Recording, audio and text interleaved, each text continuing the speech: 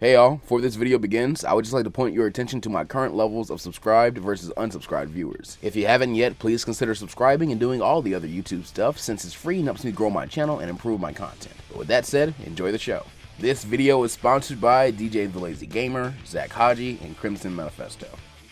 We resume our tale with the first term final exam arc, which virtually has no changes that are worth mentioning. Remember, Bakugo and Deku are a lot closer relationship-wise to their current selves in the manga than what they had been at this point in canon. Beyond that, Deku still has nanites along with One For All here, and he and Bakugo have trained together before, so their cooperation is stronger. Though since Mineta isn't in the class, we can simply replace him with Kendo, having her work with Sero, and likely still beat Midnight a lot easier, considering she and Tetsu are able to hold back Mustard, who arguably has an equally dangerous quirk and uses it in a more lethal way than Midnight does. So those two would also do better than Sero and Mineta did in canon. And I think with her friendship with Deku and Mei Hatsume in this timeline, as well as being one of Power Loader's apprentices, that Momo is going to be having the confidence issues she did in canon, so her and Todoroki also do better. After the exams, Deku begins to feel a little sick, which is odd since nanites have always prevented any kinds of colds or such. However, the symptoms come and go very rarely, so he pays it little mind. Next, the events of the training camp take place, and these would very likely change in some major ways. For one, Bakugo doesn't act in any ways which can attract the League to think he could be twisted into a villain in the first place. So instead, the forest camp is simply made into the next site where the up-and-coming heroes will be ambushed like at the USJ. This isn't very creative on the League of Villains' part, but the isolated location and urgency of the message from the UA spy makes this somewhat desperate plan necessary. A lot of things will still go as in canon though, as it's mostly just the Vanguard Action Squad being backed up by Shigaraki and Kurogiri and a few more ready Nomu, I'd say. However, with both a stronger Class 1A and B, their teachers, and the Wild Pussycats, the tide of battle begins to slowly turn in the heroes' favor, with the villains having no intention of retreating until it's too late, and necessitating that All For One himself make an appearance to get Shigaraki out of harm's way. Deku, though terrified, reveals that he and All Might planned for such an event, and he activates a special emergency signal build, which instantly alerts All Might personally that Deku has encountered a foe he can't beat on his own. And it sends the #1 hero rushing to his location at top speed. All For One decides he wants to play with Deku a little, so it's a cat and mouse game to survive for about 5 minutes until All Might finally arrives, which pushes all the heroes to the extreme. So this is effectively a mixing of the training camp arcs and Kamino arcs, really only being differed by their timing and locations. That means the events of All Might and All For One's final round remain the same, however. And upon learning that All Might has to retire, Deku's mood is further dampened by the symptoms of his mysterious cold growing a bit more severe and showing themselves a tad more frequently. We would then be able to move on to the original license exam arc, and this is yet another arc that can't change very effectively. However, it is quite possible that due to our Class 1A changes and developments that Deku and Momo could form a very easy way for their entire class to win passage into the second round by creating like special ball launchers and using the block party build. And with Bakugo more cooperative, it's even more possible. This then very easily leads us into our first encounter with the Big Three and the Shy Hisekai arc. The League and Yakuza's first meeting goes very similar as well, while the way Mirio sizes up each member of 1A doesn't really change very much. The Hisekai arc arguably could change in a very massive way. Since Deku can use nanites and is already hell-bent on saving air, he could simply partially form a build, break off some of the pieces, and then plant it on the girl to act as a tracker, effectively negating the time the heroes had to wait in order to ensure they didn't jump the gun. If this were to happen, the Yakuza could be raided before Shigaraki and Overhaul reconvene, meaning the Yakuza would be down 2 powerful helpers in Toga and Twice, and thus making the raid easier overall. There's also the fact that with all of Class 1A passing their provisional license exam, a lot more of our main characters could be involved in the raid. And in as much as I would like to have the character happily avoided, Mirio will still sacrifice his quirk in order to save Eri. Now, Deku versus Overhaul could actually be a massive change, and would, like in canon, be Deku's highest feat of scaling at the time. I think we could see more amazing applications of Nanite and One For All being used at the same time to overwhelm him, maybe even going the route of a giant monster fight that Deku loses control to the point he goes full Evo again. In the end, Overhaul is still going to be defeated and locked away in Tartarus, however, with Toga and Twice not there though. The Yakuza boss is not betrayed by the League, and thus he is transported to Tartarus without issue, also leading to the continued survival of Snatch in this timeline. Next, the remedial course does not take place, and there is very little change to the school festival arc. I suppose Deku's technopathy could make finding and stopping Gentle and Labrava easier for him, though the most major change is when Deku makes contact with the former wielders this time, it is in order for them to impart a hard-to-understand warning on him, as he can't quite make out what they're saying. When he awakens, his cold has become worse than ever, and he begins seeking medical attention for it. Endeavor's rise to #1, and his and Hawk's team up against the Hood Nomu is completely unchanged in any significant way. Now, while the meta Generation Army arc in the anime takes place after the Joint Training arc, which is what we should cover next in the manga, the events take place in the opposite order. So we'll go ahead and say those events don't change significantly either, since there just really isn't much to change. Since the classes are even, there will be no sharing of Shinzo between two teams, and because he and Kendo are in Class 1A and Class 1B respectively already, the matchups are simpler in general. Nanites and One for All also don't really lend much change here, and really no matter what combination of teams and opponents, I don't think many but Shinzo could see the quirks go out of control or have Deku contact the past wielders again. So we'll leave at least his team matchup the same. Though, trust me, I do recognize the missed opportunity in not just making randomized matchups. I just don't think they're really worth going through at this point. So as Black Whip manifests itself, Deku is again given his warning, but this time much more clearly. Pass on One for All as soon as possible. Thus leading to one major change during the Endeavor Agency arc. One for All is passed on to Mirio Togata. And this would bring us to the latest events adapted by the anime, and therefore the extent of where most anime-onlys and most of my viewers know the story of My Hero Academia. Though, as I'm sure you can see, this video is far from over, and I'm also sure a lot of you are curious as to why Deku is suddenly so sick, and what it has to do with his needing to pass down One for All, or just why I'm not being very in-depth with the story. However, to do that, we'll need to get into spoiler territory, and because of that spoiler territory, there's a timestamp on screen if you want to avoid them. This part of the video is effectively going to be a mini video essay that will be based all around why I think this format of giving Deku some different power from another series leads to fundamentally flawed what-if scenarios. Once we're done with that, for those who are willing to stick through spoilers for the manga and my ramblings, will be treated to me at least giving a rundown of how this timeline will continue until it's caught up with the current final arc of the series, and therefore its ending. So, thanks for watching so far. If the rest of the video disinterests you, or just the way it's going currently isn't to your liking, I totally understand if you click off at this point. It would mean a lot to me if you didn't, just so you could understand why I'm doing what I'm doing, but I would understand.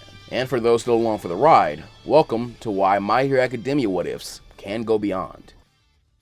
So the very short and uncomplicated reasoning for why these types of scenarios where you either take out or add to One for All as Deku's main power or ability, whichever term better applies, case by case I guess, with powers or abilities from another series, something we're going to from here on out refer to as Deku X stories, is because Horikoshi himself has made the ideas inconsistently work with his own narrative. During chapter 304 or volume 31 depending on how you're reading, we learn from the fourth wielder of One for All, Hikage Shinomori, that if a One for All user has a quirk before they are given One for All, then their lifespans are drastically reduced, as he himself died at the age of only 40, meaning his lifespan was effectively cut in half. And this is when he had a version of One for All that is less than half as powerful as Deku's current version is. So realistically, or at least consistent with the narrative, if Deku were to have a quirk and then be given One for All, or had All Might decide to give One for All to Mirio after meeting him as Sir Night-Eye wanted originally, then both would have likely died, since theoretically, a One for All of the current magnitude would be cutting off effectively 90%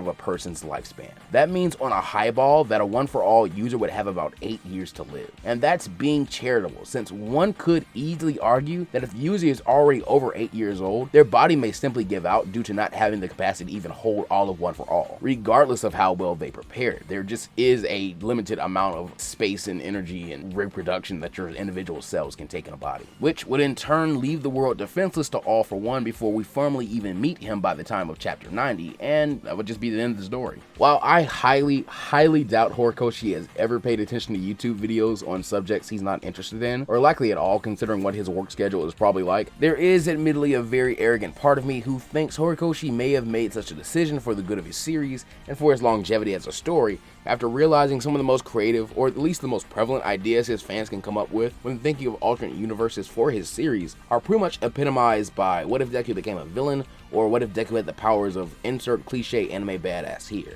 And again, in my opinion, that stuff is just so creatively bankrupt. I don't think there's a lot of meat on either of those bones. Not to mention the idea of quirks always having some reasonable drawback or limit, more so than handing that hero or villain or whoever holds the power some MacGuffin-like weakness, i.e. your kryptonites or the color yellow for like Green Lantern, is more consistent with the world building the series has always set and thrived on. So this is also a decision by the author that I have always supported just on that basis. Really wouldn't make sense that a lot of the characters that we've seen in the series who go through the trouble of trying to have multiple quirks held in one body and have to sacrifice some form of humanity or like some form of normality It really seems like that should be more consistent around the series. And even beyond all of that, with One for All already lending itself to be such a versatile ability by carrying over past users' abilities, it also makes these scenarios a bit null and void, because you could essentially just ask what if people with the desired powers were past One for All holders. But there are still some fairly large flaws with that format as well, because number one, you're already going to lock yourself down into some pretty boring story beats, and number two, a majority of the abilities chosen in these stories would still be ones which work in ways that make One for All itself obsolete or redundant. Now, I do recognize that people who enjoy this kind of content have some excuses or rebuttals to my position, like, oh, well, in some Deku X stories, he doesn't even get One for All, or they bring in aspects of the series they borrow power from to freshen the story up by having new characters, locations, or phenomena be introduced to My Hero Academia. Or even the dreaded, it's a what if, none of this is canon, I can do whatever I want. But none of these really present a solution to the issues I'm pointing out here, as the stories Deku doesn't get One for All in, but some other quirks usually are ones where that power is something stronger scaling wise than One for All, and which likely allows the character to do the exact same thing. And when you just haphazardly throw in aspects of another series world, you pretty instantly start to break the world building of one or most likely both of those series. Like, I've seen a bunch of what if Deku had the Omnitrix, or what if Deku was Ben 10, or whatever you want to call it, and I think that's actually a really strong concept, just because I very obviously love all the stuff that came from Man of Action. But at the exact same time, I've also seen a lot of those stories just kind of throw the space of Ben 10 out into the world, and My Hero Academia's Earth is just the Earth that is in that world. And it's really weird, because that is a really expansive universe that has some pretty big implications if the My Hero Academia Earth has just always been there. And let's be honest, saying it's a what if, I can do what I want is a cop-out and always has been. I don't think an alternate universe needs to mean child's toy box. Now granted, there is something pure and innocent and beautiful about a little kid being able to dump their toys out on the floor and just form a story out of whatever they want, however they want, with no constraints. But I think past a certain age, if your goal is actually to tell a story that people can get enjoyment out of, your writing strategy probably shouldn't match that of someone who doesn't know how to use the toilet yet. Hence why I claim Deku X what if stories are fundamentally flawed. Remember, a what if as just a concept is posed as a question specifically because the answer shouldn't be immediately obvious. This is also why some what if ideas are inherently stronger concepts than others. Great example, it doesn't take much speculation to realize Goku would probably just explode if he got Ultra Instinct early.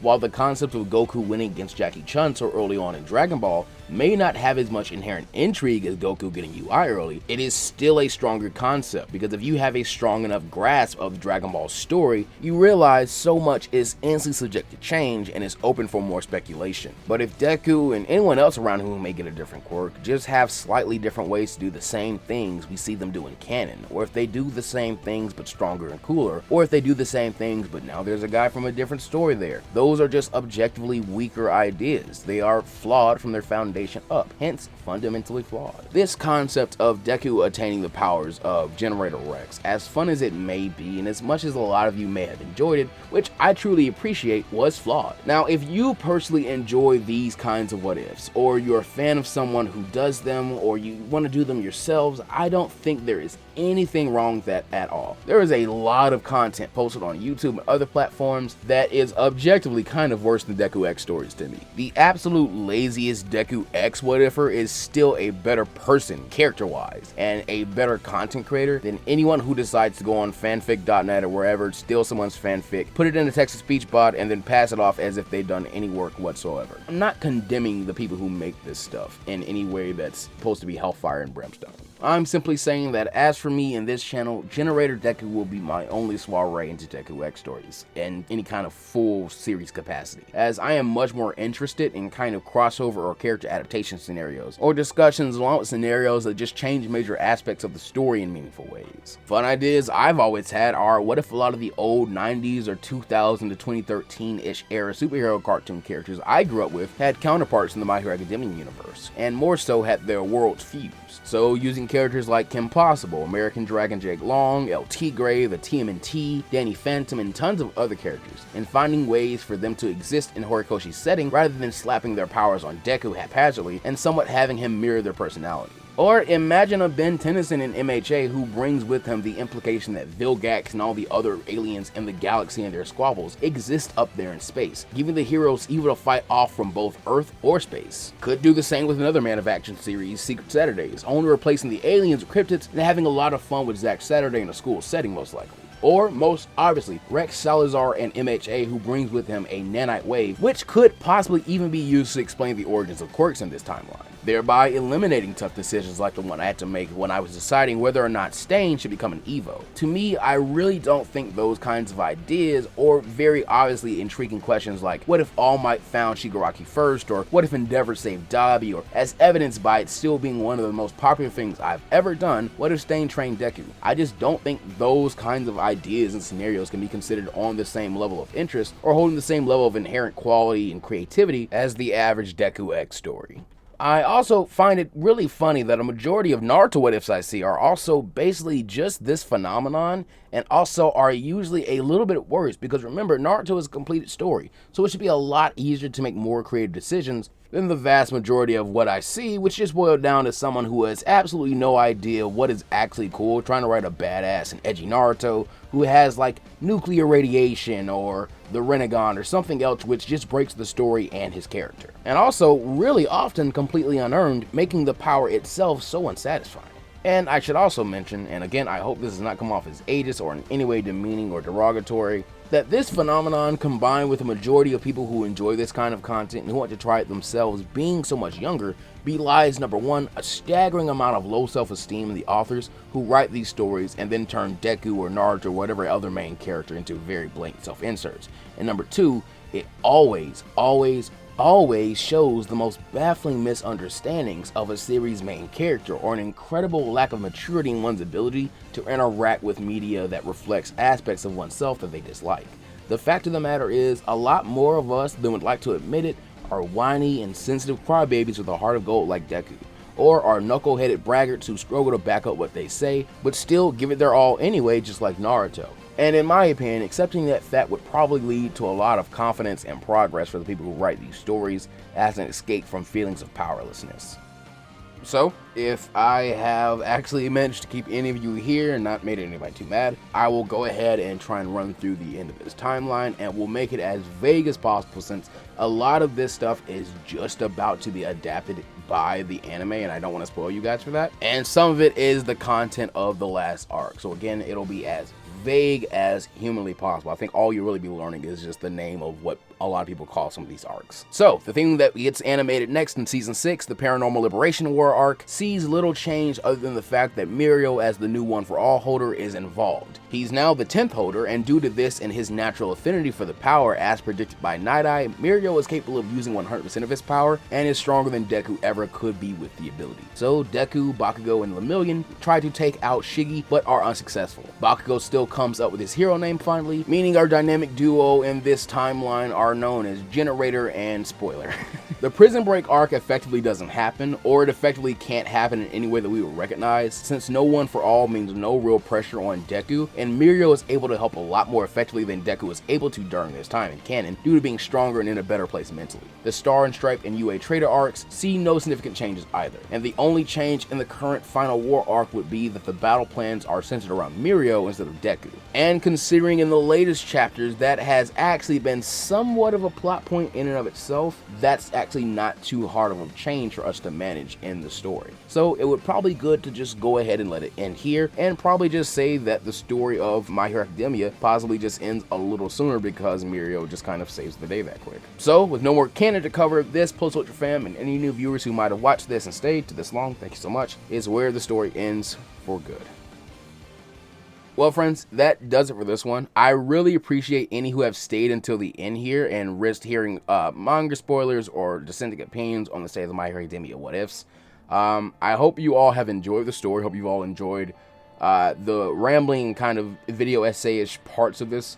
I really wanted this to be kind of a farewell to this story in a way that was still respectful of it, but would also lend me a platform to go ahead and speak on some issues that I've had with kind of adapting it and thinking of new ideas for it when I was just way more interested in other things, like staying trained Deku, or the idea of just having Rex kind of appear in the My Hero Academia universe, like I spoke about. I hope you have all enjoyed the story. I want you to know that despite my opinion, I did have a lot of fun making this scenario, and really only came to have these revelations after having tried my hand at this style of telling stories and seeing that they disagree with canon so much and just don't lend themselves to very creative ideas. Our only shoutouts this go around really only go to the patrons, so in lieu of that, I'm actually going to be shouting out the channel's Discord server, which you can access via a link in the doobly-doo, and I'm going to shout out our channel's DeviantArt page, which catalogs tons of awesome commissioned art and visuals made for stories. So, with that said, Samuel Viveros, Sage Serendipity, PJ9D III, Nomalos Phantom, Jamie Alexandre, Jamal Hayden, Jacoby Shaner, Infernate Beast 326, Inebriated, Drax, Dominic Wade, Dominique, Squad 100, Shannon Roberts, Omar Cousin, Jay Ray, Don Sauce, Normandy 1998, Dreadpool, Narku, Aaron Winters, Knuckles OX, Pizza 15X, Zach Haji, DJ the Lazy Gamer, and Crimson Manifesto. Thank you all so much. As you're well aware, your direct support of the channel means a lot, considering YouTube is not very friendly towards the care and quality I try and put into my content, and always having funds which I can commission artists, voice actors, or editors becomes a lifesaver. So to you and our channel members, once again, a very heartfelt thank you. But with that said, you know there is nothing left to say but to take care of yourselves and the world around you, and to always go beyond plus ultra. I'll see you guys next time. Oh, and go watch Generated Rex.